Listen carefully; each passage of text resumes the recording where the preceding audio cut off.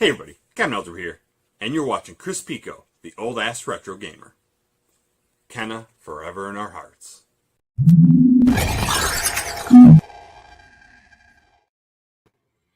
Hey everybody, Chris, the old-ass retro gamer here. Welcome to part 3 of the PlayStation 2 edition of my Video Game Collection 2023 streams. Welcome, welcome. Still battling the bronchitis. It's getting a little bit better though, but now I've become a phlegm factory. So once again, I might have to pause the stream, take a little, 30-second break in order to clear myself out, as it were. But I don't foresee it happening that often unless all the talking I'm going to be doing tonight knocks some stuff loose. So we'll see what happens. We'll play it by ear, everybody. So a little drinky drink first. How's everybody doing tonight? I've got a good old stack of PlayStation 2 games to talk about tonight. The third level of shelving on my PlayStation 2 collection, the third of 5. And there's some cool stuff in here tonight. Stuff I've actually played. So, shocker. So let's just jump right in, shall we? I'm actually well rested today, so I'm actually making complete sentences and not stumbling over my words and whatnot. It's kind of fantastic when I've actually had a good night's sleep. Anyone watch the series finale of Star Trek Picard by chance? Holy shit. Holy shit. Anyway, first off, we got a winner chicken dinner with Heavenly Guardian. So my buddy Nintendo turned me onto this game. In one of his videos, he talked about the Wii version of this. And I would rather have the PlayStation 2 because of, motion controls. I'm not a big fan. And what kind of a game is this? Well, if you've ever played Pocky and Rocky, it's kind of what this game is like. It's essentially a top-down shmup, but you're on foot. And it is pretty fantastic. There's a whole bunch of different types of stages to make your way through, and it is actually super, super fun. Like I said, Nintendo was bragging about the Wii version, and it's basically the exact same game. This one is my favorite of the two. I did have the Wii version for like 3 days, and then I found out that there was a PlayStation 2 version, so I picked that one up instead. Highly recommend that one. Not making it a habit. I stayed up until 4 a.m. so that the Star Trek episode could drop. I didn't want to go to bed without having seen it because it is some of the best TV I've seen in a long time. Next up is one that I got for like $1 at a Half Price Books, and that is the History Channel's Civil War: A Nation Divided. And this is multiple genres, I guess. It's like part beat 'em up, I guess, and part like shoot 'em up in 3D. I checked it out when I first got it to make sure it worked, and I have not tried it since. But I mean, there's a bunch of these games from the History Channel, and a lot of them look kind of decent, and a lot of them don't look that great either. But this one kind of caught my eye because it just looks like there's massive ass battles. Is it like a Musou game? Because that would be kind of awesome to have it in the Civil War. Not that the Civil War was a good thing. Well, it was a good thing. A lot of people died, though. Sadness. But is it really material for a video game? I mean, yeah, I mean, we make video games about World War II and Vietnam and stuff like that. So yeah, but yeah, I always thought that was kind of strange that they decided to make a game about the Civil War. Next up, we have Indigo Prophecy. This is by Quantic Dream, the people that made, let me see, Detroit Become Human and Beyond Two Souls, which are some of my favorite games of all time. This was like, I think, one of the first games that they ever released for a home console. But it's the same kind of thing. It's kind of like a choose-your-own adventure, graphic adventure kind of thing, and your choices affect the way the story plays out. But this one is a murder mystery. So I have not spent a whole lot of time playing it, but I think it's kind of a cool idea. I love what Quantic Dream does. I think they're great storytellers, even though, what's his name, David Cage or whatever? I hear he's kind of like a piece of human shit. The guy that runs the company or whatever. But the games that come out of the Quantic Dream are kind of fantastic. Like, I spent so much time on Detroit Become Human going back and trying to get as many of the different endings as I possibly could. And I think I've seen them all the variations and stuff. So that was a fantastic game. Like, I was doing so well on my first playthrough, and then like within the last 20 minutes, I got every single one of the characters killed. And I was like, no, I cannot go out like this. So went back and changed some decisions, did some tasks a little bit better, and got the good endings. Next up is Iridium Runners. You can see it's still sealed. This was one of those games that I've been talking about. I got off of Amazon for a slim dollar. No, what was it? 1 penny. 1 penny. The guy must have some sort of a thing going on with his work where he was shipping out of work and was like actually using the shipping and handling fees that would come in from the sale as his payment, and he was just trying to get rid of all these games that probably fell off of the back of a truck. But like, I used to do the same thing at my old job. Whenever I would sell something on eBay, I would basically just like the shipping and handling money would go straight to me because I would ship it through work and not pay a dime. So it was kind of cool, but get a whole bunch of games for the collection for a penny each. Was not going to complain. So I basically bought whatever I had. Yeah, I think it might be. But for a penny, I don't care. I couldn't tell you what kind of game it is. I think it's multiplayer. Let me see. Set in the year 2050, Iridium Runners compete in the ultimate marathon, one in which winning is not always a question of being the fastest runner. Special powers and weapons make each race in the Iridium Championship an adrenaline-pumping battle for survival. Excuse me. Pizza. For survival in this startlingly fresh take on the futuristic racing genre. So instead of you being in a vehicle, you are running. So that's kind of cool, I guess. Like I said, I paid a whopping 1 cent for it. So sure. Here's a sequel to a PlayStation 1 RPG. That's Jade Cocoon 2.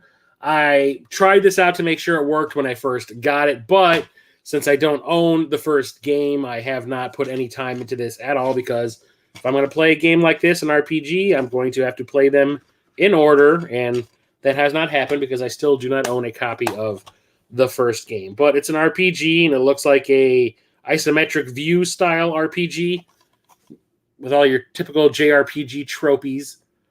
So doesn't look too bad. I got this for I think like $5 at that disc replay place that I used to go to. But I'm still on the lookout for the first one. I do want to add that to my collection. This one, I don't remember where I got it from. It is a demo for Jack X Combat Racing, and it's still sealed. I must have gotten this with a magazine or something. I am not entirely sure. It's like a not for resale copy, and I've never actually opened it, but it's like the kart racing / kart combat Jack and Daxter game, which I still don't own. Yeah, I own the demo, but I don't own the actual physical game. I probably should. But I need to check out to see how much. That's a mailer. Where the hell did I get this from, though? That's what I want to know. But it's still sealed. Maybe I could check it out, see how much it's worth. I'm going to set it aside right over here. I'm going to do a little research once the stream's over tonight. How about that? But when it comes to Jack and Daxter, I do have Jack and Daxter, The Lost Frontier. This is part 4, I do believe. And this was not developed by Naughty Dog. This is like when they passed it off to, High Impact Games. And I do not recall hearing a lot of good. I don't even know if it's a platform, because from the back of this, well, yeah, I think it is. It's just got a lot of vehicle stuff going on in it, too. Yeah, Jack and Daxter are back in an adventure that picks up the action where the previous trilogy left off, where they're battling sky pirates in a customizable aircraft or blasting aeropans with the punishing gun staff. I hope that's right, because I can barely read this.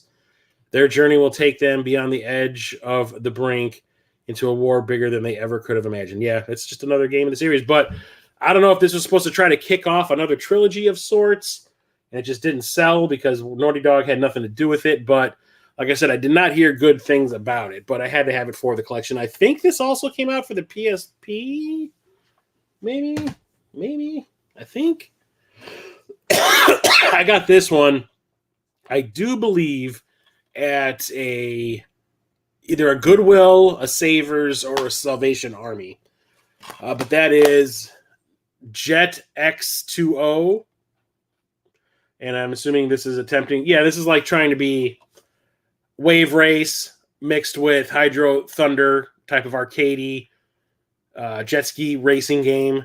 And I remember trying it out when I first got it just to make sure it worked, because anything I would pick up at one of those stores, usually it's pretty suspect. Like somebody usually like stuck it up their butt or something, or use it to cut a steak or something. Like, this disc is sharp. It should be able to cut these eggs, kind of thing.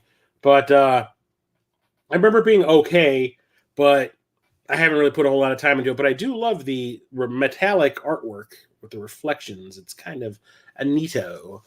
You can see the art type of gameplay on here. So a lot of tricks and whatnot. This, yeah, gotta have this in your collection. It's Katamari Damacy, or Damachi. I don't know how you're supposed to pronounce it normally. So I remember I went to my local EB Games, which was right by my old job, and it was my buddy Justin and I on our lunch break, and they had like one copy of this, I do believe, in stock the day it came out. Well, we went there the day it came out, didn't know what it was. But I remember, like, we would always go to, like, the Chipotle in this plaza, and 2 stores down was the EB Games. So we'd go and get lunch at Chipotle, and then spend the rest of our lunch break just wandering around the EB Games, seeing if there's anything worthwhile to pick up, and then go back to work.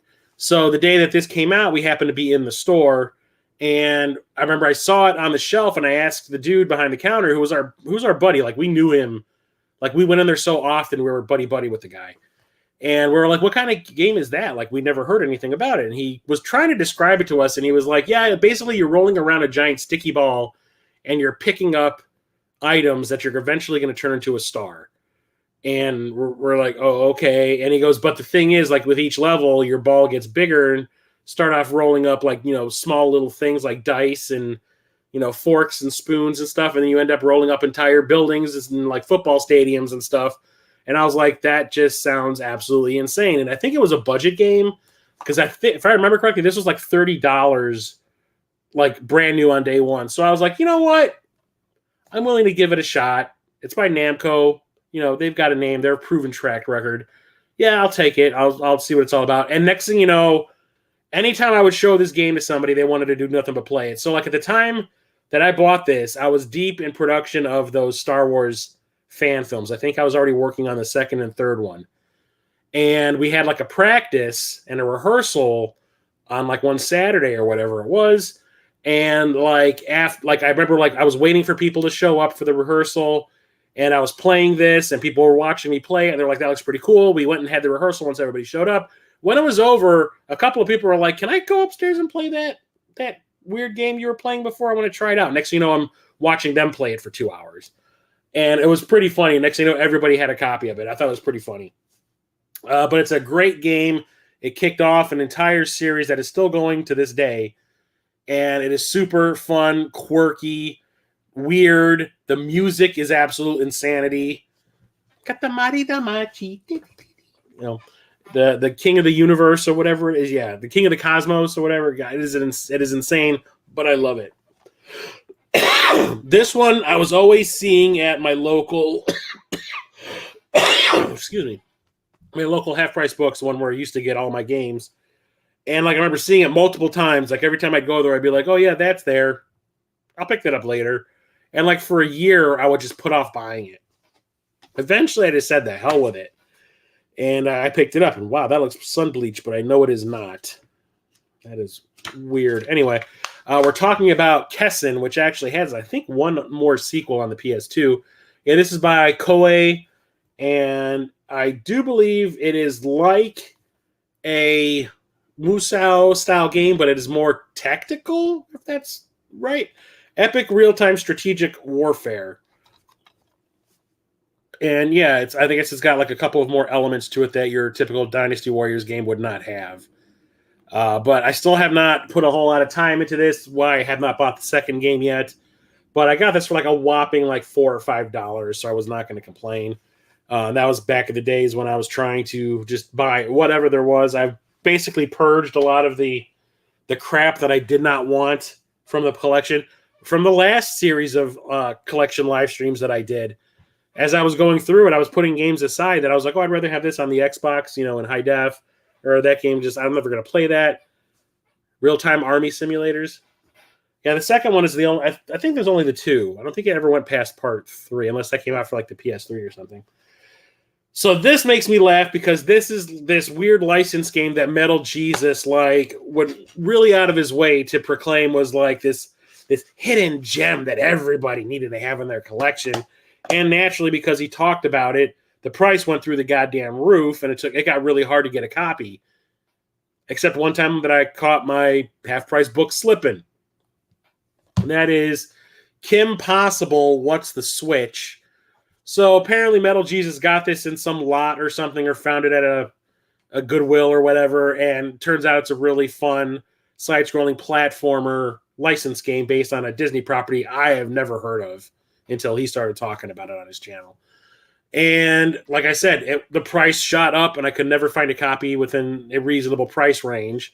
One day, I want to say maybe 2 years after he had brought it up on his channel, and the price was still up there, because I remember I saw it at Midwest Gaming Classic maybe the year after he talked about it on his channel, and I saw it, and I was like, I am not paying $60 for that. There's no way in hell for a Disney licensed game. No. For little kids, no. And then I went to the Half Price Books, and they had it for $12. And I was like, oh shit, well, I'm not passing that up. And it's actually not too bad. I mean, for once, Metal Jesus wasn't just blowing smoke up our butts. It's actually a pretty decent, puzzle platformer action game. And it doesn't make me want to go and watch the cartoon anytime soon, but it does not suck. It definitely does not. It is pretty fun. Shocks the hell out of me. Like I said, I knew nothing about Kim Possible. It was a Disney Channel cartoon. Yay. But it worked. It was cool. Next up, we have one of those SNK. This isn't a compilation. This is just the one game on this disc. That's weird. Anyway, this is the King of Fighters 11. And I love the King of Fighters because it mixes all of the characters from the various SNK fighting games into one game. And yeah, it's pretty awesome. I haven't played this one too much. This one has a bunch of modes. It's arcade play, team play, endless challenge, and practice. 14 new endings and 4 new stages exclusive to this console version.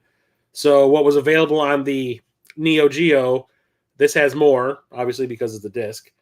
3 new abilities were added: quick shift, saving shift, and dream cancel, as well as the new judgment system and skill stocks. Exclusive characters Mai Shiranui, Tung Furu, and X Kyo Kusanagi. Sure. I love this franchise. I need to play this one. Maybe I'll play that tonight after the stream. Found this one randomly at my new local retro gaming shop, Video Games Then and Now. And like I said, the guy that runs the store, I don't think he pays attention to eBay or any of that kind of stuff, like, at all. He just basically says, yeah, this one, sure, whatever. It's a rare title, or it's a harder to find title, or it's a little uncommon. He goes by that and not by what the last copy sold for on the eBay. So I remember I went to one. He has 3 or 4 expensive glass cases in the store. There's one by the register that usually has a lot of the more retro-y stuff like Nintendo and Super Nintendo and Genesis, sometimes PS1. And then he has these 2 that are back to back in the center of the store that have a lot of the disc-based stuff. And then he has one in the front by the front door, which usually has the real retro stuff like Vectrex and that Radio Shack console, which I cannot remember the name of it. Some Atari stuff, Intellivision, ColecoVision, that kind of stuff up there. I went to the ones in the middle, and I saw this sitting there, and and it was not asking for a whole lot for it. And I was like, well, the first game in the series goes for a ton of money on the PlayStation 1. He must not realize that. So, okay, I'll pick it up before he realizes the mistake. So it's Klonoa 2 Lunatea's Veil, and I got this for, I do believe, $30. And I was like, I am not passing that up. It's a 3D platformer, and the thing with this one is you're playing as this hip little cat guy who's got that 90s tude, and he grabs enemies and he throws them down on the ground, and he uses that to launch himself up in the air so he can get higher up. And it's super fun. I mean, I've played a little bit of the original game on the PS1. I do need to get my own copy of that one at some point. But this one is, I think, just as fun. It's just got a, PS2 coat of paint. The graphics have been improved, the play control, the levels are opened up, and all that kind of stuff. This one isn't exactly on rails because, if I remember correctly, the original Klonoa was kind of playing Pandemonium, where it was 3D. It was 2.5D, where you were kind of running and the level would turn around you and move around you kind of thing. This one is full 3D. So, hells yeah. What's up, Waves and Games? And now Klonoa has been remastered on the Switch. Switch Master. Jesus. I have that Klonoa collection on the PS4, I do believe. Whew. This one I remember I rented back in the day, and I thought it was pretty fun, and it took me a while to get my hands on a copy of it. I don't know if it's uncommon or something like that, or maybe just not a lot of copies were made, but yeah, like I said, it took me a while. And eventually I got this at that disc replay place that I used to go to by my job. That is Kia Dark Lineage, and this is a 3D platformer adventure game, and it's kind of fun. I don't remember a whole lot about it because I have not played it since then, but if I remember correctly, there's magic involved and all that. Join Kia on a journey through a strange and mysterious world. Fight and transform evil creatures, master magical powers, and soar to new heights. Uncover the secrets and discover the evil behind the Dark Lineage. Yeah, I just remember the artwork on the front caught my eye. I was like, oh, that looks like a really cool kind of character. And the little bone blade thing she's got on her fist looked kind of rad. At first, I remember back in the day, I thought it was like a boomerang, but it's like a handle with a bone blade coming out, curving this way, and on the other side that curves upward. And I was like, that looks pretty rad. So I remember I rented at least twice from Blockbuster. And I remember having a lot of fun with it. So I had to have that back in the collection. I bought this one. This is another one of those games I would see over and over and over again at half-price books. And I just did not want to buy it because I'm like, I don't know anything about it. You know, the company, I don't know. The name is weird. And like, is this going to be my kind of game? And it was a little expensive because I remember this was always like 30. It was just over $30, I think. It was like $32.99 or something. And then finally, like, I had credit. I sold a bunch of stuff. And I was like, well, if I'm going to get it now, because there was, if I remember correctly, the day that I did pick this up, there wasn't really a whole lot there to get. And I was like, I'll just buy that one because, you know, I've been putting off adding it to the collection. Yeah, adding it to the collection. And maybe it's a good game. I don't know. So I picked up a copy of La Pucelle Tactics. So this sounds like something you would see from like Axis or NIS America or whatever. This is from a company called Mastiff, and I've never heard of them, at least back then when I got it. I had never heard of them. And it's like a tactics RPG, kind of like Final Fantasy Tactics. So, sure. And I tried it out when I first brought it home, and I was like, you know what? It's actually not too bad. I started watching some videos on YouTube about it, and I was like, you know what? I think I made a good choice. So, I love Final Fantasy Tactics, and like I said, play this for maybe like 5 minutes to make sure the disc worked, and I was like, yeah, it reminds me a lot of that game. I'm probably going to have a good time. I just need to set aside time to play it, and being my year of the RPG, maybe I'll just add this to my list. Final Fantasy Tactics clone, yep. Incel Tactics, god damn. PS5 Master Race, god damn you guys. This is another one that's a sequel from a PlayStation 1 game. I don't own the PlayStation 1 game. The only reason Peter's talking about the OG Xbox is because it's got that Tiger Woods game on it. Yeah, I don't own the first game in this series. At least I don't think I do. I know I don't. I do not. So that's why I have not played this. I just made sure that the disc worked because I got this at that disc replay. This is where a lot of I got such a massive collection of PS2 games relatively quickly because of this disc replay place.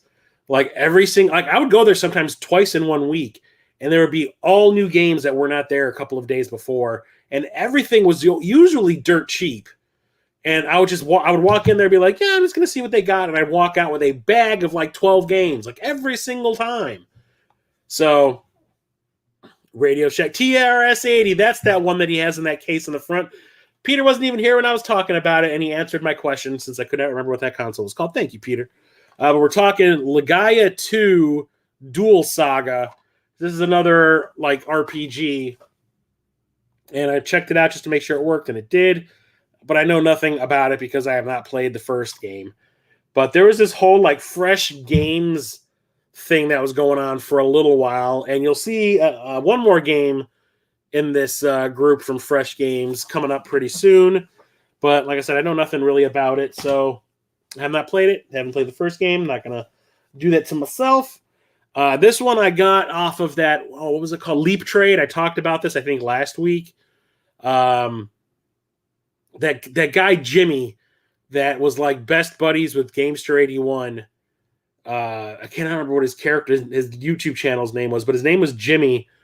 And like he used to do like reviews and stuff like that, but then his channel kind of devolved into him just talking about like what were the 10 top selling, video games this week kind of thing. And I was like, why am I watching this? So I deleted the channel.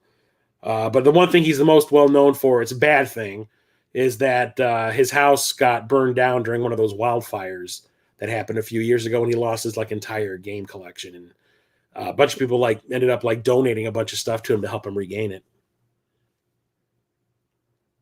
Oh, that was Mondane talking about that. Never mind. I'm blind. I am blind. I've brought this up many times. My eyes don't work. Mr. Beast's name is Jimmy. It's not Mr. Beast. I can't remember I remember he'd always be like, hi, I'm Jimmy, and this is my channel, blah, blah, blah, blah, blah. I can't remember what it was called. I'm going to have to look it up again. But he would always talk about this website, Leap Trade, where you could trade games with other people. You could buy games from people. Like, it was like eBay. You would like put your games up for sale. You would say, this is what I want for it, or I'm looking for a game of equal value. And if you had one, you know, that they were something that they were willing to trade with, you could do it that way. I would just go there to buy stuff. I actually had like offers turned down. I'd be like, they're selling, oh, like this game is worth $10. I'd be like, okay, I'll give you $10. And they'd be like, no, I want to trade. I don't want to just sell it. I'm like, well, you can use the $10 I gave you to buy the game you're looking for. But there's maybe like 2 or 3 games I bought from them over the years, and I've stopped using them because it was kind of a hassle because of that whole situation I was just talking about. But one of the ones I bought off of them is this game called The Legend of Alandar, and I think this was kind of an early, almost launch title for the console. Instant multiplayer, whatever. It's like a, I don't know if it's an adventure game or what. Venture inside a vast fantasy realm spanning hundreds of square miles. Control your party's development with limitless magic. Unravel a sweeping tale of destiny. Wage tactical real-time battles. Okay, so I guess it's an RPG of sorts. I do not recall why I wanted this so badly. Somebody must have talked about it in a video and made me like really want it. And I ended up buying a copy, but I honestly could not tell. I cannot remember for the life of me why I was so adamant about getting it that I went to that Leap Trade website and did it. But I did. And it was complete and it's in decent shape. So, yeah. It looks okay, but, you know, like I said, I think it's a very early PS2 game. This one I have played, and it's kind of like playing Gauntlet, and I love it. That is The Legion, The Legend of Excalibur from Midway, and it's basically like them trying to do another Gauntlet-style game, and it's all about King Arthur.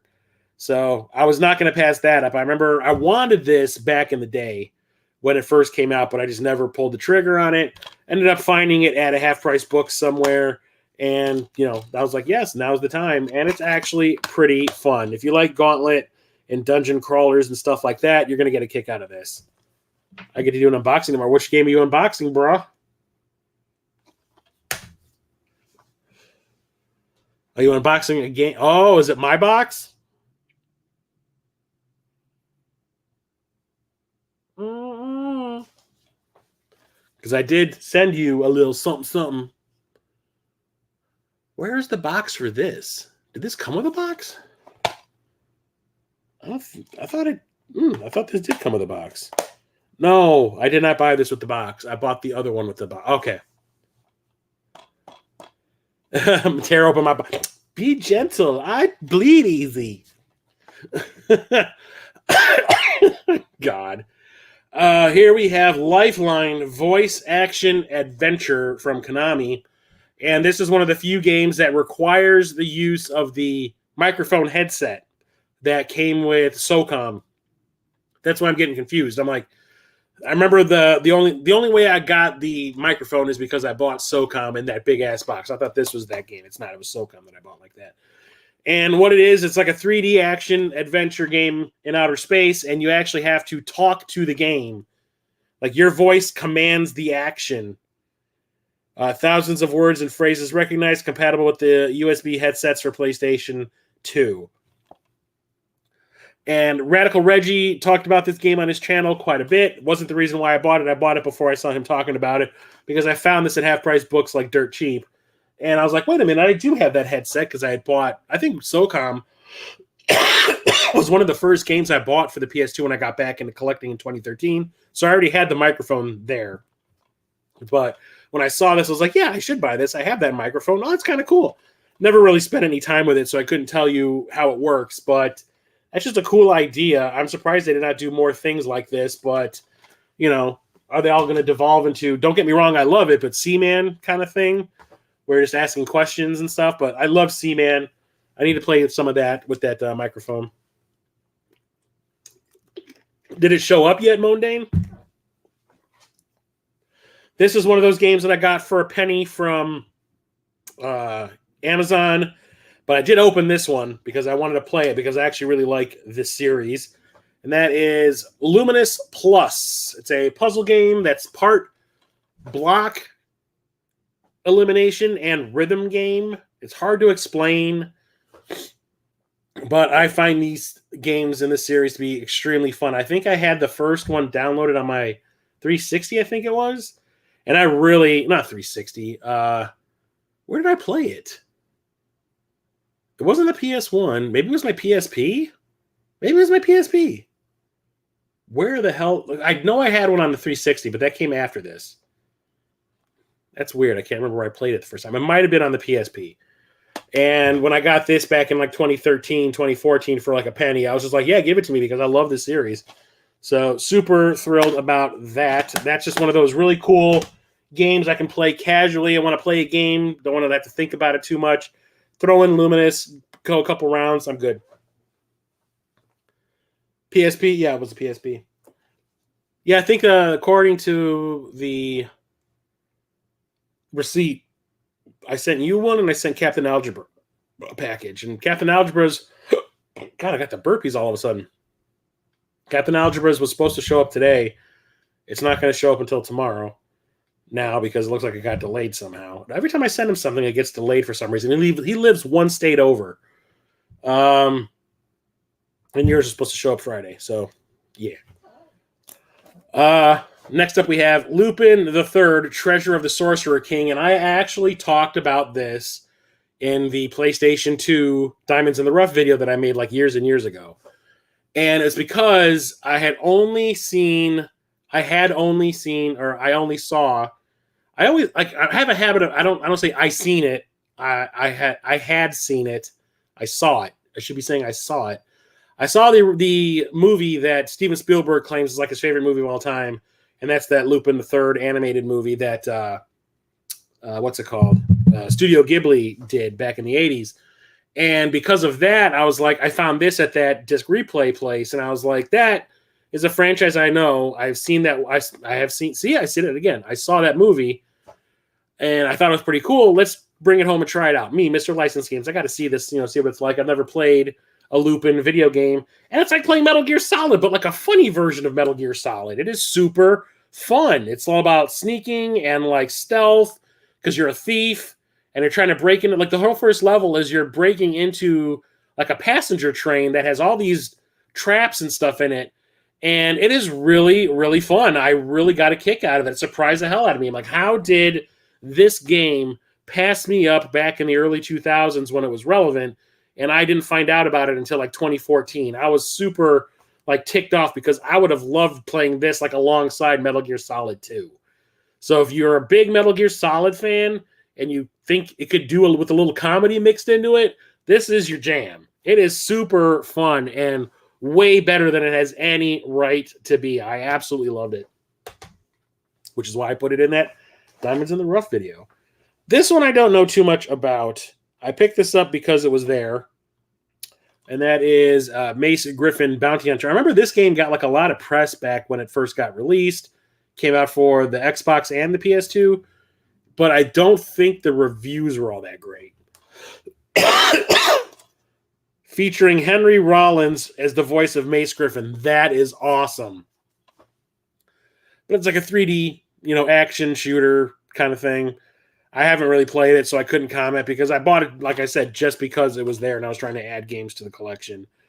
Framed for the deaths of his comrades, Mace Griffin is in search of answers and venganza. Seamless transitions between first-person land combat and space action fighting. That sounds kind of cool. 17 unique player and spaceship weapons, such as pulse lasers and sonic shock cannons.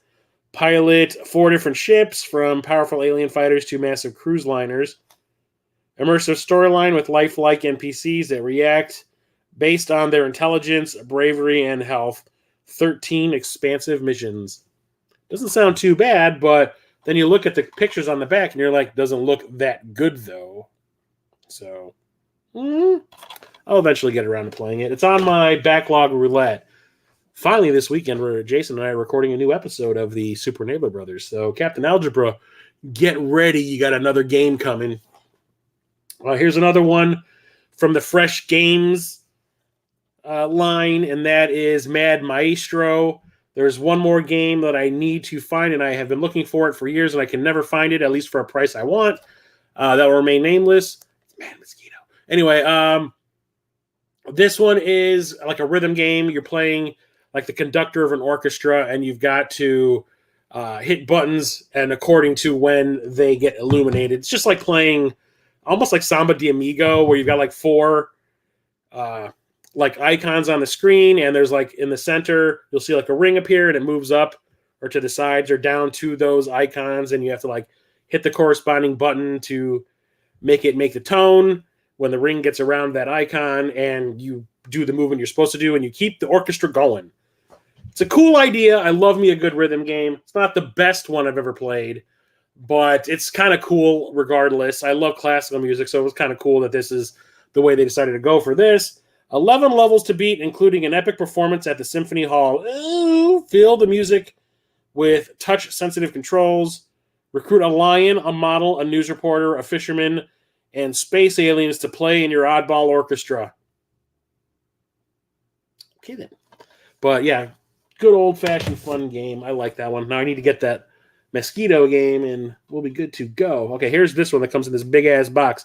I got this one off of a Facebook group. It was like some RPG group I was in, and somebody was selling this deluxe box set version of this, and that is Magna Carta Tears of Blood. This deluxe box set, bonus materials included, and you open up this box, which is a little dusty, and it comes with this big art book and strategy guide, which is in full color, which is kind of rad.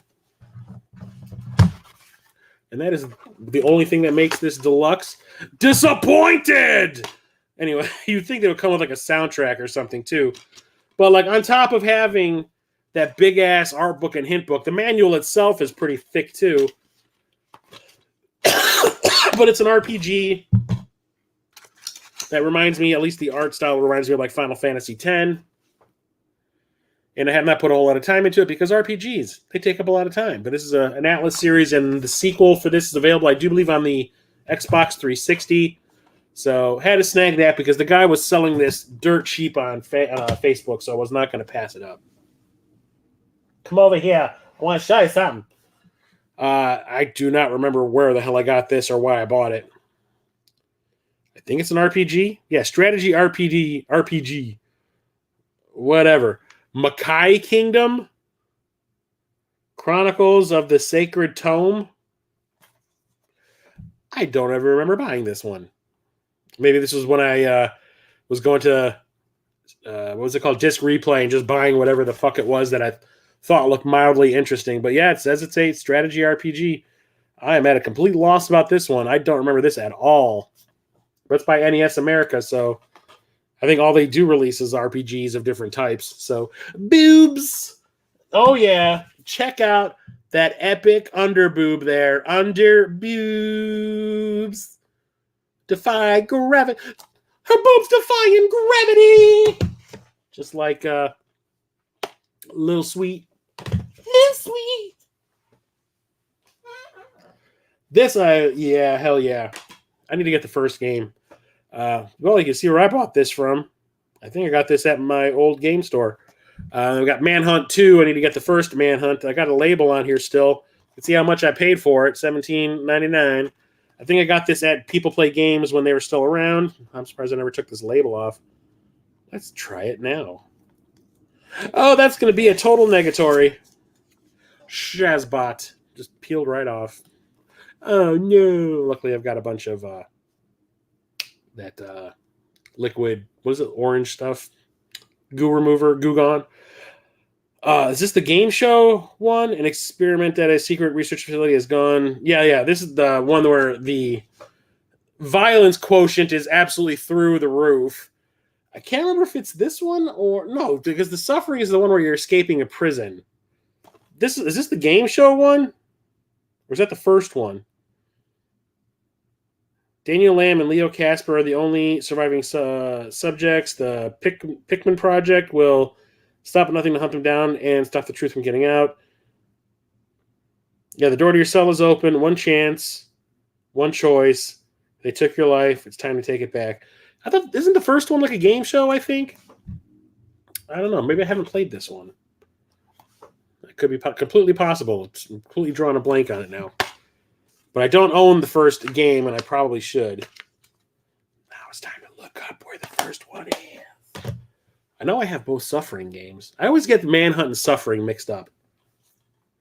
This one is the first game in this series, and it ended at the second one for some reason. I guess it just didn't sell very well, but these are from Sony, and that is Mark of Cree. It's a 3D, like, open-world action adventure beat-em-up type game, and it has cool artwork, and I loved the story. I never actually beat it, but I played the living shit out of it back in the day, to the point where when the sequel came out, I picked it up without even having beaten this one yet.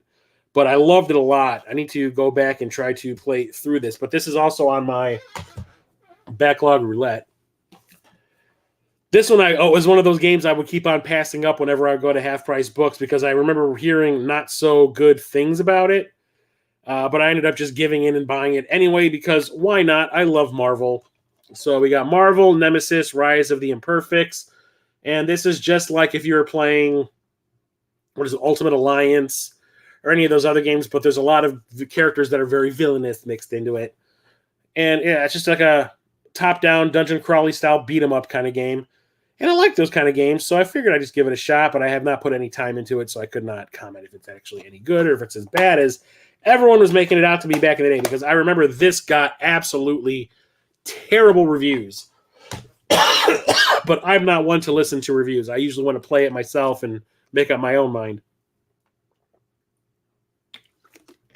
My throat is going crazy.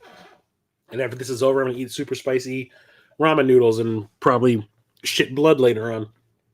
This franchise is fantastic. I remember watching Captain Algebra play through these on stream, and I had a blast to the point where I was just kind of like, well, I've watched him beat them. I don't think I need to play them anytime soon, but I did play these a lot back in the day. That's the Maximo games. These are 3D adventure-y versions of Ghosts and Goblins or Ghouls and Ghosts. Whatever. Maximo was the character. Was Arthur in the games, wasn't it? Or is it Maximo? I don't remember. We got Maximo, Ghouls to Glory, or Ghost to Glory. Blah, blah, blah. Ah, no, don't drop. And the sequel is Maximo versus Army of Zin. Somebody loves Army of Darkness because instead of Ash versus Army of Darkness, Maximo versus Army of Zin. And yeah, they are fantastic 3D platformers. Lots of hidden areas to find to get new items and stuff. And it's in the Ghosts and Goblins universe, and that's always cool, even though the first game is kind of shitty. But these games are super fun. I played the absolute crap out of them both. I wish that franchise was still going. This one I have not played yet. But I checked it out to make sure it worked, and I'm still sad that I did not get this complete. But I remember, I think I got this at a Savers, which is why it doesn't have a manual. But the disc is kind of scratched up too. So we're talking, Todd McFarlane's Evil Prophecy. Anything that was like Clive Barker or Todd McFarlane in the title usually got terrible reviews, but they ended up not being terrible. Like people had expectations and just didn't meet them. This is like a horror 3D beat 'em up. And it's just a bunch of weird designs that Todd McFarlane came up with thrown into a video game. And I remember playing it, and it's not terrible. It is ultra violent, which is awesome. But it's not nearly as bad as I remember the reviews being. It's actually kind of fun. I like the designs of everything. I mean, just look at the cover art. I mean, that's kind of rad. So very Spawn-esque horror, ultra deformed type of characters. It's kind of neat. So I was talking about this on the Dreamcast and the Dreamcast streams, but I have it for this console also. We have MDK2 Armageddon. This is the port of the Dreamcast version to the PS2, but it has enhancements, namely frame rate and controls, and the graphics have been upgraded a little bit. It's a really cool 3D platformer, run and gun kind of game. You play as 3 different characters. You got the one dude who's on the cover who has like a sniper rifle for a helmet, and you've got the dog with the 6 arms and the doctor who throws the potions and stuff. It is super fun. I love this franchise. It is so much fun, to the point where I did not mind buying a copy of it the second time. But that is the better version when compared to the Dreamcast one, as far as I'm concerned. And don't forget, we were getting games from this franchise all the way back in the PS1. So, naturally some of them are going to be on the PS2 also. We've got Medal of Honor, European Assault. This is a first-person shooter. Duh. Takes place during World War II. And yeah, not much to talk about. If you played one Medal of Honor game, you've pretty much played them all, but each one just gets a little bit better in the controls and the graphics and the storyline and everything. But man, those first two Medal of Honor games on the PS1 were just absolute perfection as far as I was concerned. Those had great stories. I loved the gameplay. And then Frontline came out, and Frontline is probably one of my favorite wartime first-person shooters ever. It's got that whole D-Day invasion thing at the beginning. Holy crap. Hell yeah. I even bought the remastered version on the PS3. Next up, we have these two. I got one of these back in the day, and it was one of the games that I never sold when I had to sell everything back in 2011 when I lost my job. I refused to sell this. The other one I randomly found at, I think it was Disc Replay, and they were not selling it expensive, for an expensive price, so I picked it up. The first one is the Mega Man Anniversary Collection. This has Mega Man, 1 through 8, and 2 never before released in the US, and I think that's like Wily Wars. What the fuck games are on here? Talk to me. Tell me something.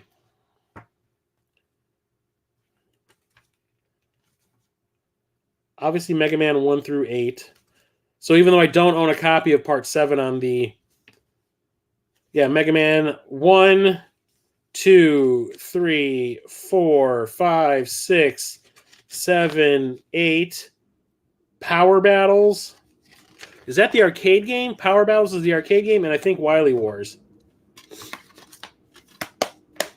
But yeah, I picked this up at that EB Games I was talking about that I used to go to after going to Chipotle when I was on my lunch break at my old job. And I picked this up and I never got rid of it because back then when I had to sell everything, I was like, look, I'm keeping my PS2. I'm going to get rid of the Mega Man games on the PlayStation or the Nintendo. This will be the way I get to play them now. So I kept that.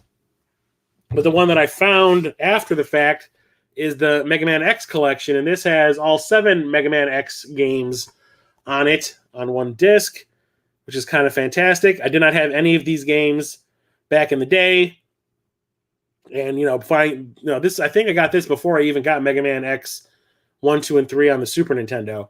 So having this was exactly what I needed. So hell yeah. I remember, wasn't it the GameCube version of the Mega Man collection that was like super expensive for a while? And me being the brain that I am, I have that Mega Man X collection. I bought a copy of Mega Man X7, which is on that. Okay.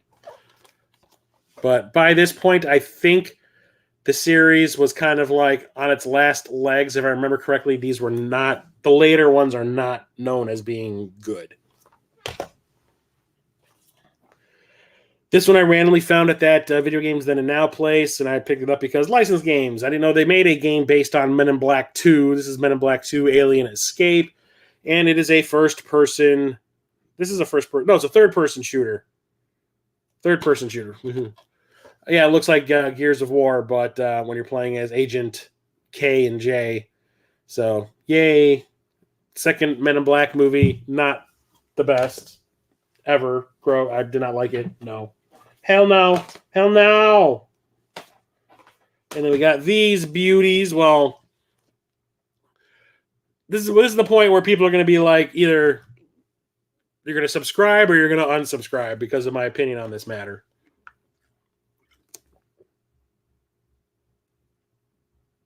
Sound like someone was on my back steps. So we've got Metal Gear Solid 2, Sons of Liberty. So, huge fan of the original Metal Gear Solid on the PlayStation 1. Absolutely loved it. Loved it. Couldn't get enough of it. The moment I beat it, I wanted to play through it again kind of thing. And that never happens to me. So, naturally, I'm super excited about the sequel coming out. I don't remember what game it was that I bought. Maybe it was Zone of the Enders or something, but there was like a demo of Metal Gear Solid 2 with it.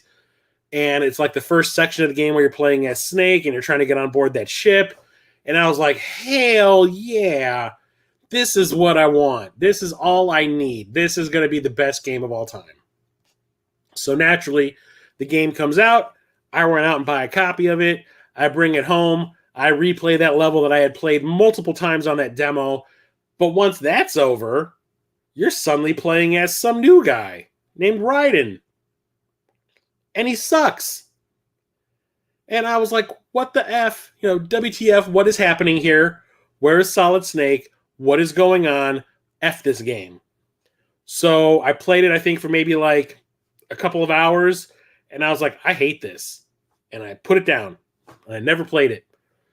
Eventually, people were telling me, like, years down the road, like, oh, remember in Metal Gear Solid 2, this and this happened? I was like, yeah, I never actually played through it. I gave up on it because you weren't playing as Solid Snake, so I didn't want to have anything to do with it. They're like, dude, just do it. Just play through it. And I was like, ugh.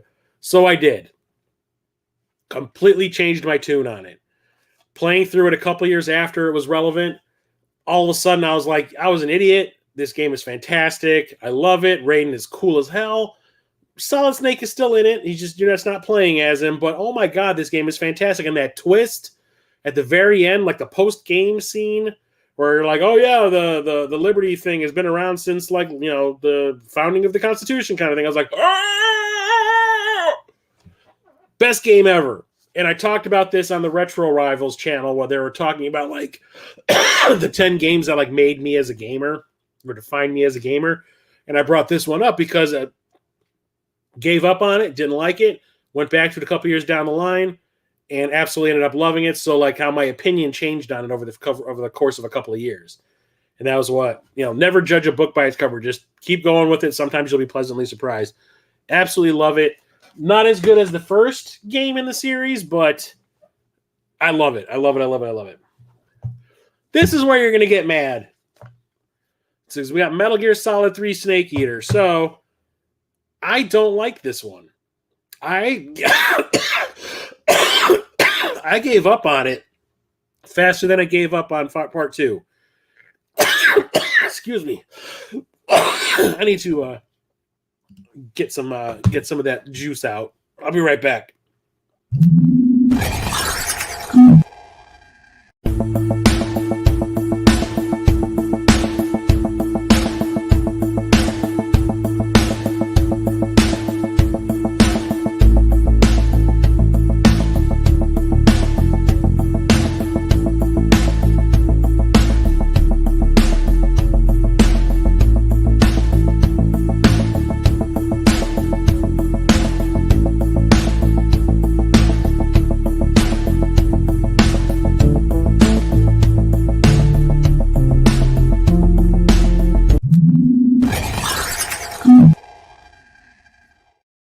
You guys dodged that bullet.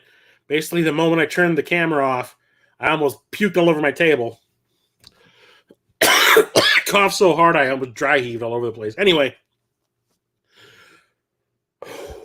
Metal Gear Solid 3. I just didn't like the way it played. Like you're in the jungle, and it's like playing the original game on the. It reminded me of the original game on the NES for some reason, and I do not like that game. So I gave up on it. But everybody tells me it's the best game in the series, dude. You got to go and play it. I'm like, I don't want to play it. I don't. I did not like it. But I just talked about how with Metal Gear Solid 2, didn't like it at the start. Gave it another chance a little while later. Ended up loving it. I'll probably give this another chance at some point.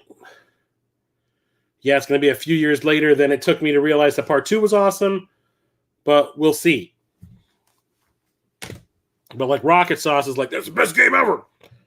And then they released a whole bunch of like tweaked versions of that game for some reason for the Xbox and the PlayStation 2. And one of them was Subsistence. There's Metal Gear Solid 3 Substance. And I think that's the one that's on the Xbox. And then Subsistence. And it's like kind of like a reworked version of the game. Or is that Part 2?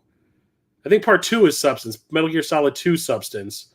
And Metal Gear Solid 3 Subsistence. Yeah, it's like a remixed version of the game. There's like a whole bunch of hidden collectibles and stuff hidden within it. And it's kind of like, the Resident Evil where they like switch things around, like the items around and stuff, I guess. Whatever, it's more content. So if you love the game, you're going to love the shit out of this. It just says all new online gameplay, including deathmatch, team deathmatch, sneaking missions, capture missions, and rescue missions. Complete I almost called it Megan Gear Solid. Metal Gear Solid 3 Snake Eater game with new user control 3D camera. It includes never before released games Metal Gear and Metal Gear 2 Solid Snake. Oh, that's kind of cool. Secret Theater mode, dual mode, and new stages for Snake versus Monkey minigame. Game connectivity with Metal Gear Acid 2 on the PSP. Okay. Showa. But these are where it's at, guys and gals. Hell yeah. And that is the Midway Arcade Treasures. So I love me a good old game, classic game compilation. I have a ton of them for all these different consoles.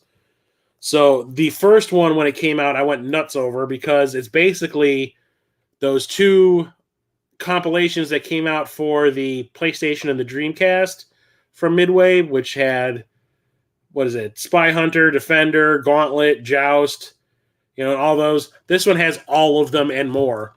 So this one actually has Spy Hunter, Defender 1 and 2, Gauntlet, the 4-player version. Yeah. Joust 1 and 2, Joust 2, hell yeah. Paperboy, Rampage, the 3-player version, Robotron 2084, Smash TV, Big Money, Bubbles, Road Blasters, Blaster, Rampart, the 3-player version. I still boggles the mind that Rampart is an arcade game. Sinistar, one of my faves. Super Sprint, the 3-player version. Marble Madness, 720 Degrees, Tubin, Clax, Splat, Satan's Hollow, hell yeah. Vindicators, and Root Beer Tapper. And plus it also has a bunch of DVD content, developer interviews, top secret documentaries, and game histories and stuff. Hells to the yeah. Like back when this came out, it was not called Volume 1, so we thought this was going to be it. But I was like, if there is any other compilation of arcade games, this is the one to have.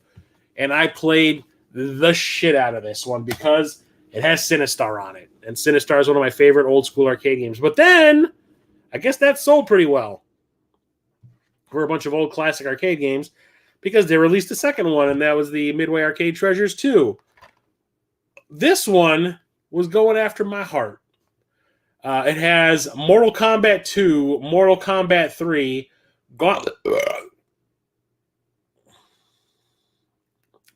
Excuse me? Gauntlet 2, Spy Hunter 2, Zybots, hell yeah. Narc, hell yeah.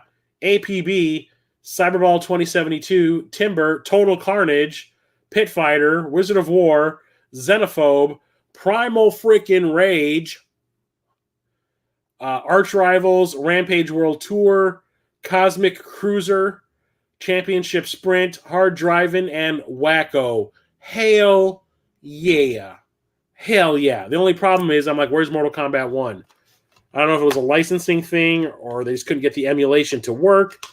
But when this one came out, I was like, this is awesome. This is the greatest compilation ever made. It's got the Mortal Kombats on it, my personal favorite Mortal Kombat game. More Gauntlet. Zybots, one of my favorite arcade games. Narc. Hell yeah. And then Part 3 came out. Well, this one, not my favorite because it doesn't have a whole lot of games on it, but it's because these were some pretty big arcade games, so it took up more memory on the disc. But it's still a bunch of bangers. So you got San Francisco Rush, The Rock Alcatraz Edition. It's the only way you're going to get Rush the Rock is on this. That never got like a home port, so this is the way to go. Hydro Thunder, fuck yeah. Super Off-Road, hell yeah. Badlands, I was not really familiar with that one. Race Driving, nah. Stun Runner, hell yeah, my favorite game on the links. San Francisco Rush 2049, and Off-Road Thunder. So this one is basically all racing stuff, but there's a bunch of good stuff on here, dudes. I absolutely love it.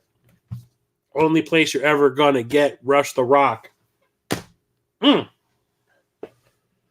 it. Next up, we've got Mission Impossible Operation Surma. This is not based on any specific Mission Impossible movie. Doesn't mean it's bad. Doesn't mean it's great either. It's like a James Bond style game, but this one's a little bit more focused on the espionage, spy elements of it instead of action. It's all about trying to infiltrate without getting seen, using the masks and all that kind of stuff, like in the Mission Impossible movies and the show. It's not too bad. It's definitely better than the game that came out for the N64 and the PlayStation 1, mostly because that was by Infogrames, and they are notorious for being kind of poop-tastic. But I actually really enjoyed this one. I need to actually play all the way through it. I've not beaten it. And I was talking about this last stream, or was it the stream before? I'm not sure. This game, I don't know what the hell's going on. So I was talking about, I think it was in the first stream, Castle Shikigami 2. And it's a vertically scrolling shmup. You have a bunch of different characters you can choose from. Each of them have like their own special powers and attack type kind of thing. It's a really fun shmup, and I played the crap out of that in the third game on the Wii. But for some reason, these games got bought by a different company, and I guess to avoid confusion, they wanted to release the same game multiple times. So you've got the Castle Shikigami, and then the company that bought the rights to publish it also released the exact same game. They just changed the title and made it look like Charlie's Angels. So you've got Mobile Light Force 2, which is actually Castle Shikigami 2. Ugh. And it's the exact same game. It's just got, like I said, the Charlie's Angels on the cover for some reason. Boobs. Why? I could not tell you. But I bought it just because I love Castle Shikigami so much. Might as well get the spin-off-y weird variant. So, sure. And next up we have Mojo, which I picked up at the half-price books that used to be good. And I had never heard of this game before. And what it is it's kind of like a puzzle game where you have like a whole bunch of like colored blocks and this marble, and you have to like destroy the blocks with this marble. But the thing is like you have to change the color of your marble in order to destroy the corresponding colored blocks. It's weird. It's strange, but it's actually a lot of fun. I really highly recommend it. It's like it's one of those games that I did not know anything about, and I picked it up because it was like $2 or $3 at half-price books. And I ended up being pleasantly surprised. So, sure. I recommend it. It is kind of fun. And then we have a licensed game. And I think I got this at Game Dude. I think. But I rented this from Blockbuster back in the day because I did not know if I wanted to actually buy it or not, because I didn't know if it was actually going to be good, worth the $50 that was being asked for it. And the game is actually not too bad, just like the game that came out in the franchise for the PS1. We're talking The Mummy Returns. I like the movies. I like the first two Mummy movies. The first movie got a game on the PS1, and it's actually not too bad. It's by Konami. This one was released by Universal Games, and it's actually not that bad. It's like a third-person action-adventure game. Follows the plot of the movie pretty well, and it's got the music video from Live. They sang the theme song for the movie, and their music video for that song is in here. You can pick it from the menu. That song is so goddamn cheesy, like beyond cheesy. But the game is actually pretty fun. And I remember, like, as I was playing it back in the day when I rented it from Blockbuster, I'm like, you know what? Kind of enjoying this. Never actually bought a copy of my own back then. I just rented it that one time and kept on saying, like, yeah, if I see it, I'll pick it up. Never saw it, ever. So pick this up currently for the collection now. And yeah, not sad about it. But this one, I have not had the courage to open. And I got this one in that sale, just like I was saying, for a penny on Amazon. And it's probably, that's how much it's worth. Maybe it's better than the movie. I don't know. But we're talking The Mummy, Tomb of the Dragon Emperor, which is the third Mummy movie, where like half the cast didn't want to come back and kind of ruins the movie. And then you have not only Jet Li as the villain, which is a cool idea, but you've got Michelle Yeoh, who just won an Oscar, in the same movie. In Hong Kong, they were never in a movie together. You've got them in this American movie. They better damn well have a fight scene together because they were both amazing martial artists. Their fight scene lasts like a whopping 8 seconds. It's like a couple of punches and a kick, and then all of a sudden one guy runs off. I was like, F this movie. F it right now. Wasted opportunity. And plus the movie just flat out, I thought, sucked. Terrible movie. And it's not because my dislike for the movie. Don't get me wrong, Brendan Fraser, he's trying his best.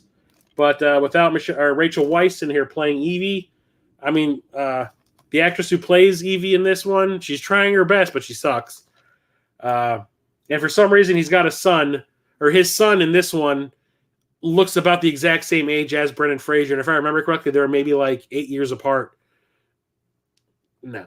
Yeah, I hate the movie so much that I did not want to actually play the game, but I got it for a penny, so I wasn't going to complain. So, sure. Have not been able to bring myself to play it. This one I was always curious about back in the day, but I never actually picked up a copy. But I had the game that's the first game in this series for the PS1, and this is, what is it? It's got a weird name.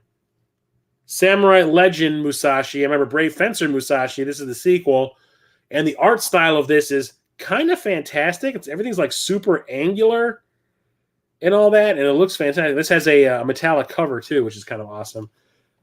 Why they're doing the the Spider-Man upside down kiss scene on the back here, I don't know, but it's a really cool like action adventure kind of. Is there RPG elements in it? I think it's just a straight up action game. Yeah, hacking and slashing. Behold unique manga shaded graphics. Learn to use enemy techniques. Rock to new music by the Surf Coasters. Who? Whatever. I had to have it because I love the PlayStation 1 game so much, but I need to spend more time with that one. Here's another compilation. I don't know if this ever came in a version that's not the greatest hits version. If anybody knows, let me know, because I would love to have this in the not greatest hits version. But this is currently the only greatest hits game I have in my collection because I never see this any other way. And that is the Namco 50th Anniversary Museum. And this has 14 classic arcade hacks. As Pac-Man, Miss Pac-Man, Galaga, Galaxian, Dig Dug, Rally X, Pole Position 1 and 2, Xevious, Dragon Spirit, hell yeah. Bosconian, Rolling Thunder, oh hell yeah. Mappy and Spy Kid. And it has a really cool interface and all that. And it's a lot of really cool old Namco arcade games. Having like an arcade perfect version of Rolling Thunder and Dragon Spirit. Surf coasters used to be couch surfers, but they grew up.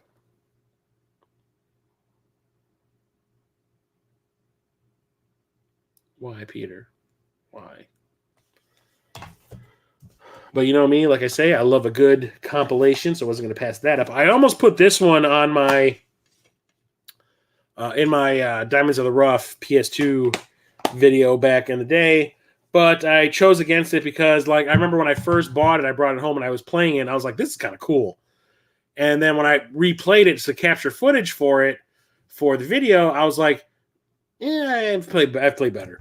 But it's called Nano Breaker, and it is kind of like playing Devil May Cry. It's like this really crazy hack and slash action game, and there is just blood flying everywhere. Like everything you do causes a geyser. It's like Evil Dead, the game.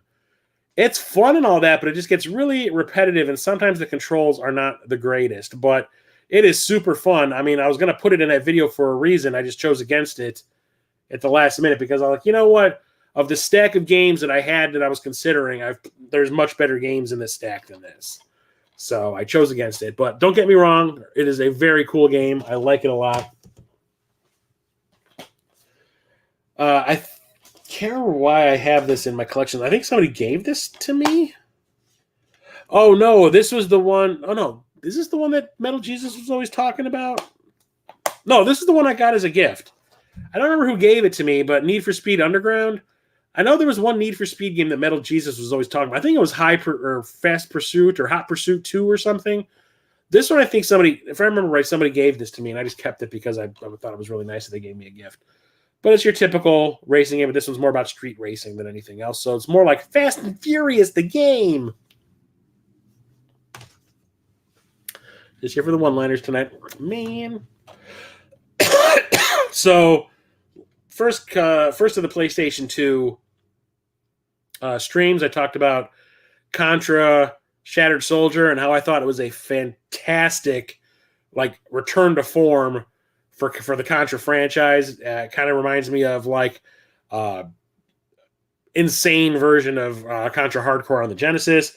Well, that was a pretty big hit for Konami, so they decided to come out a couple of years later with Neo Contra, which I don't think is nearly as good as Shattered Soldier, because this does kind of go back to what the PlayStation 1 games were a little bit, and where it's not really like the side-scrolling version that Shattered Soldier and all the other Contra games usually were. This one decided to go like faux 3D again, and it's not as bad as those PlayStation 1 games. It's actually pretty cool.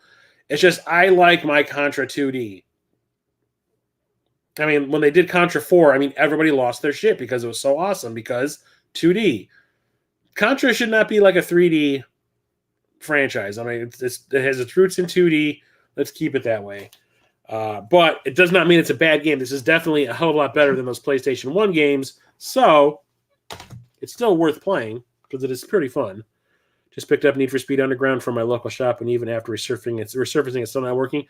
Is it the PlayStation 2 games? There's one where like resurfacing can actually ruin the disc. I don't remember which console it was. Maybe it's PlayStation 2. I don't know. So here is another one of those Neo Geo SNK games. This one I have not played. A total of 40 characters, all taken from SNK's most popular franchises, including Metal Slug, King of Fighters, Samurai Showdown, World Heroes, and many more. I remember I found this at Half Price Books, and I was like, mine, yoink. That is Neo Geo Battle Coliseum. So this is like it's the King of the Fighters of the King of the Fighters, because they decided to put Metal Slug characters in here, and I got the hiccups again for some reason. Why? But I love my 2D fighters, especially the ones by SNK. So when I saw this sitting there, I was like, God damn, why do I have the hiccups? Whew. I had to have it. So, but I actually need to sit down and play through this one because I'm not familiar with it at all. But I can see where the Metal Slug, you can see the tank from Metal Slug right there. That's pretty awesome. I need to play that one. This is the only import game I have for the PS2, and there's a reason for it, and it's because it's a licensed game based on a license that I really, really love, and we kind of got shafted on the version that we got of this movie for the PlayStation 1. It turned out to be one of the worst games on that console.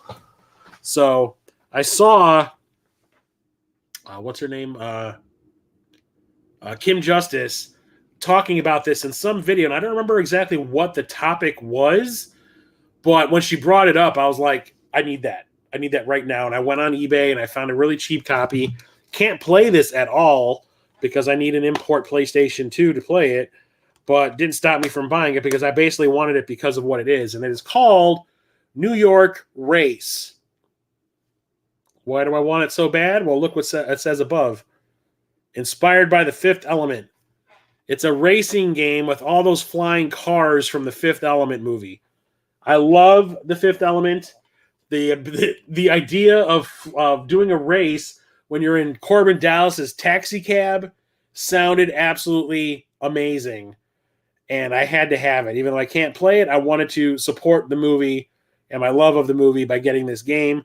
And just from the pictures alone, I'm like, this is definitely better than the PlayStation 1 Fifth Element game that we got. So absolutely had to have it. So thank you, Kim Justice, for talking about this in one of your videos, because I am super happy to have it in my collection. Now I just need to be able to play it somehow. Like an emulator or something. I don't know. Pick this one up at not video games then and now. People Play Games when they were still open. And this was one of the games I got pretty early for the PS2. I knew nothing about it. And it was dirt cheap. God damn. I saw that one, or I felt that one coming a mile away. Although something was kind of familiar about it, I still multipass. Lilu Dallas multipass. No, my favorite line of The Fifth Element is when Bruce Willis is at his apartment and Lilu and the priest Cornelius come to steal his pass to go to Floston. And he hides like her in the shower, and he hides the priest in his bed when the cops show up. and he like puts his hands in those circles on the wall to show that he's like not armed. And the police walk up to his door and they're like, "Excuse me, sir, do you qualify or do you categorize yourself as human?" He goes, "Negative. I am a meat popsicle." What? What? I love that line. I say that at work. When somebody's like, "Are you okay?" I'm like, "Negative. I'm a meat popsicle." But I knew something about this game sounded familiar, but I knew nothing about this particular game. Turns out it's like a sequel to an old arcade game that I was vaguely familiar with. I think I might have seen the arcade game a few times when I was a kid, but I never played it. It is The Nightmare of Druaga Fushigino Dungeon. So, like, Druaga was like a dungeon crawly arcade game by Namco that I probably saw a couple of times at Chuck E. Cheese or something when I was a kid. Never played it, wasn't familiar with it at all. Druaga kind of caught my attention because I'm like, I know that name from something. Maybe I should buy this. And turns out it's like this arcadey dungeon crawly RPG game that is actually kind of cool. Revolutionary at once turn system, progress through a mysterious dungeon, re-enter the world of Druaga. Never played the arcade game, and I don't think it's on any of these compilations that I have, especially not the Namco one. That would have been kind of cool, so I can see where the game started. But yeah, I found this at People Play Games, and it was like $10. So I snapped it up. I remember the day that I got this. I actually found a bunch of games that I did not know existed. This was one. There's one that you're going to see probably in the last stream that was the same way. I got it on the same day. I think I also picked up that Dark Summit on the PS2, that alien snowboard racing game. But yeah, super thrilled about that. And I still hear nobody talking about that one. Had to get this. I hear this one's not nearly as good as the previous game in the series. But we've got Nightshade. And this was the game that I was looking for forever. Every time I would find a copy of it, it was missing the manual. Eventually, I said, F it. I don't think the manual exists for this goddamn game because every single copy I find has no manual. So I just said the hell with it and bought it without the manual because I wanted to play it so bad. This is like a follow-up to the reboot of Shinobi that came out on the PS2, which is a pretty fantastic game. I love the way where you're running around. You've got that scarf coming off of you, kind of like Spawn's cape, and the way it like zigzags as you like run through the streets. It's really visually impressive, and it's really fun. It's kind of like playing one of the Ninja Gaiden games on the Xbox.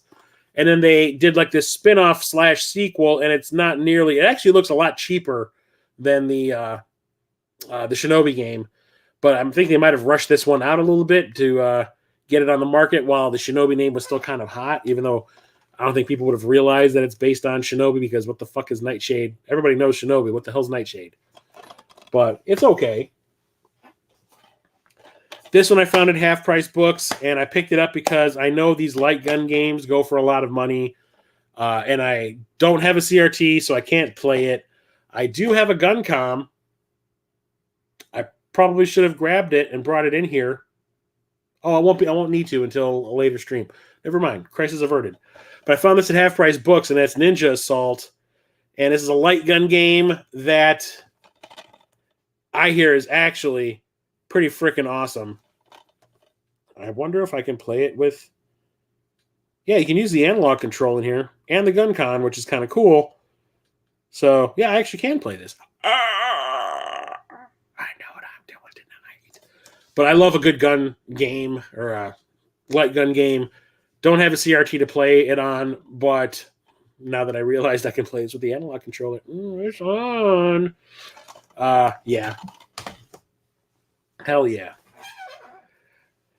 The remaster of this just came out, or the remake. I don't know what you want to call it. Remaster, remake, whatever. Oh, no, it didn't. No, never mind. This came out before. There's a remake / remaster of this that came out a few years ago. That's what I'm thinking of. We have Odin Sphere. There was Odin Sphere Lefthraseer that came out for like the PS4 and the Vita, I do believe. And I think I have it for both. But yeah, is this the side-scrolling? This is the side-scrolling like RPG that's kind of like playing Dragon's Crown, isn't it? I think so. Yeah. I get these games confused. There's Grim Grimoire, all these Vanillaware games. They kind of confuse me. Although the artwork is pretty fantastic in here. It's not as nutso as it is in Dragon's Crown. But I need to spend some time playing through these. I made like a real effort to get the one on the Vita, like a real effort, and still haven't played that. Everybody's been liking games at Mo GameCon this year. Yeah, as long as you guys aren't going to be streaming that Mario Dance Dance Revolution thing. That was when I was like, you know what? I'm going downstairs and I'm going to play my Retro Freak. And I brought a bunch of people with me, if I remember correctly. I think Captain Algebra was like, yeah, I'll come with you. I'll be right. I'll see you guys. Game was released by Rockstar, but it was developed by frickin' Bungie. And I, like, from the day that I bought this on day one because I thought it looked kind of cool and it reminded me of Ghost in the Shell. I was like, this is an awesome freaking game. And if you don't like it, you can go to hell. That was my attitude back then. That's Oni. Bungie made this before they made Halo. You can see it right there. Bungie.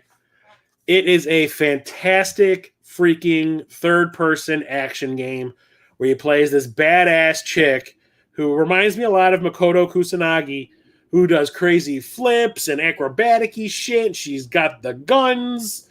It's fantastic. It's very cyberpunk. I absolutely love it. If you have not played Oni or you do not own a copy of Oni, get your ass in gear and go and get a copy. I love the metallic artwork on the front. It's fantastic. I mean, this came out before Halo did. And I'm like sitting there going like, if this is as good as, I mean, because of how good this is, Halo's got a lot to live up to. And oh yeah, it did. I love him. I love it. Oh, you let Mikey take over. Not this year. Nah. And to close out today's stream, it's kind of funny that all four of these landed in this, look, as the last four games. We've got all the games in the Onimusha series. So if you like Resident Evil, but you don't like horror, but you're really big into samurais, this is your series. So you've got Onimusha. It is like playing a Resident Evil game. You got a little bit more free roaming. The camera will follow your character around instead of having like nothing but static screens that you move through. But it does have the tank controls and all that. But it's all about samurais and stuff like that and fighting demons and all that. And it's pretty awesome. Exact same mechanics as Resident Evil, though, with finding items and the inventory and all that stuff. It's cool, but, you know, it's Resident Evil. And then you've got Part 2, Samurai's Destiny. We have a different character. And I think, if I remember correctly, the guy who plays the character, this is like a really big star in Japan. And it was like a real coup that they ended up getting him to like give his likeness to the game. But this one's more like a little futuristic kind of version of the games because the character wears like a weird looking leather jacket and stuff. I don't think this takes place back in the day. But more of the same, just a little more free roaming. This one is even cooler. This one has not only the same character of not only that character from the second game, but also Jean freaking Reno is in it. So Onimusha 3, Demon Siege, more of the same, even better. This one is my favorite game in the franchise. It is kind of fantastic that Jean Reno is in the freaking video game. That is awesome. I absolutely love it. I remember when I went to, I remember when I heard Part 3 was coming out, I don't think I was really buying magazines or anything like that anymore. And it was before I was using the internet like every day. So I remember like I went to that EB Games by my work and I saw it sitting there and I was like, is that how I think it is on the cover? Like, fuck. Give it to me, like right now. And then we have like the weird offshoot. We have Onimusha Dawn of Dreams. This is kind of like a side story. Like a new hero, a new era, a completely new Onimusha. Redesigned from the ground up, a brand new Onimusha opens, completely new chapters set 15 years after the original trilogy. Stunning graphics, special effects, and even more relentless, action-packed gameplay, all combine to refine this action epic. What does it say? Choose from all new playable characters. Okay. This is the only one I haven't really played. Because like after the third one, I was just kind of like, yeah, I'm good. But apparently this one's on 2 discs too. Oh, shit. Yeah, I just kind of gave up on the franchise after that. I don't know why. So I never owned this back then, but had to get a copy of it now. So it's like Onimusha 3.5, I guess. Show, why not? So that's it for tonight's stream. I need to get a drink. My throat is like dry as a bone, man.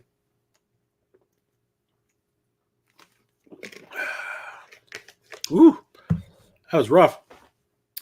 I'll be back next Thursday with part 4 in this series. The fourth shelving shelf of my PlayStation 2 collection. I guess I'm more tired than I thought. Stayed up too late watching Star Trek Picard. And tomorrow, no, maybe not tomorrow. I think Saturday, I'm going to release episode 4 of the Tides of Flame D&D campaign that Mondane is in, and Church the Game Grinder and a bunch of my other friends. I'm going to release the 4th episode on my YouTube channel because we're gearing up for the 5th episode that we're going to be doing in mid-May. And I'm really excited about that. I'm writing the storyline for that right now, and it is getting nutso. So keep an eye out for that on Saturday if that is the kind of thing that interests you. I just secured, Peter knows about this and Mondane knows about this, that I secured a couple of guests to play along with us from the YouTube community, the YouTube retro gamer community. And when I asked them about it, if they were interested, they were like, yes, that sounds really cool. I'm like, well, it kind of is. It's D&D. You can do whatever you want. So that's going to be pretty rad. So I will be back next Thursday with episode 4 in this series. There won't be a short tomorrow because I don't want to do one with my voice all jacked up. So we won't have probably any shorts, at least for the next week or two. We'll see what happens. But thank you, everybody, for thanks for joining me tonight. I will talk to you all next Thursday, 8:30 p.m. Central. And have a good evening, everybody. Stay safe out there. I will talk to you later. Chris, the old ass retro gamer, out.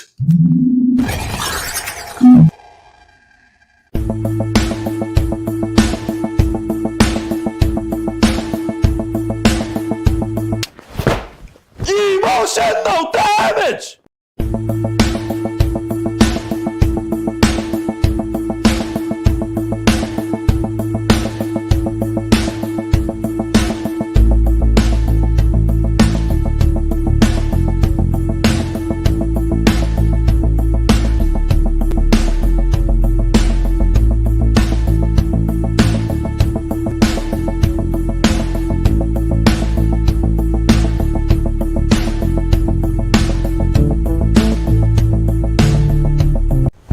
Emotional damage!